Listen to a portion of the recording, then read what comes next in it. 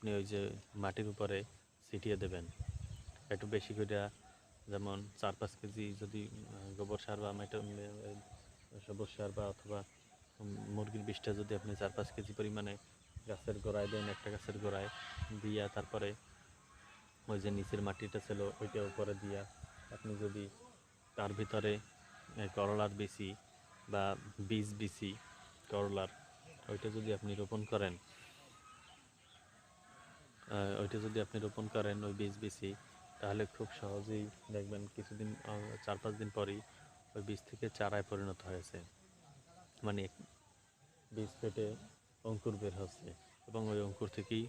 একটা চারায় পরিণত হয়, আর ওই চারা থেকেই এরকমের একটি গাছে পরিণত হবে এবং সেই গাছ থেকে আবার ফুল ধরবে, ফল ধরবে এবং সেই ফল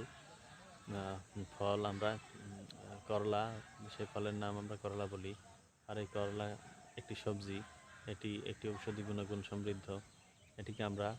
তারপরে খেয়ে থাকি। এই ফল থেকে আপনি খুব সহজেই বীজ বানাইতে পারবেন। এই ফলটি আপনি যদি গাছ থেকে না তোলেন, একটা গাছে ফল তো প্রায় 20-25 কেজি ফল হয়, তা আপনি তো 20-25 কেজি আপনার তো আর চারা বানানোর দরকার নাই। যারা চারা বানানোর কাজই করে, মানে বীজ বানানোর কাজই করে, তারা সব ফল রাখা ঠিক না। এর ভিতরে যে ফলগুলো কোনো দাগহীন, মানে পোকামাকড়ে আক্রমণ করে নাই,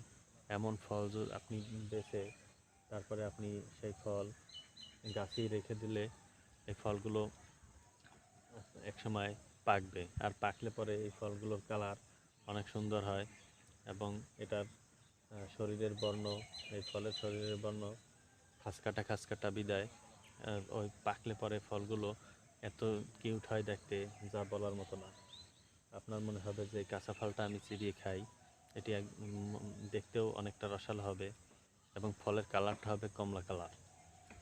কালার এবং আম কাটলে আমের ভেতরে যে কালারটা ঠিক তেমন কালার বলা যেতে পারে। আর এটার ভিতরে আটিগুলো তখন লাল বর্ণ হয়, আটির উপরে একটা আবরণ থাকে, ওই আবরণটা দেখতে একদম লাল টকটকে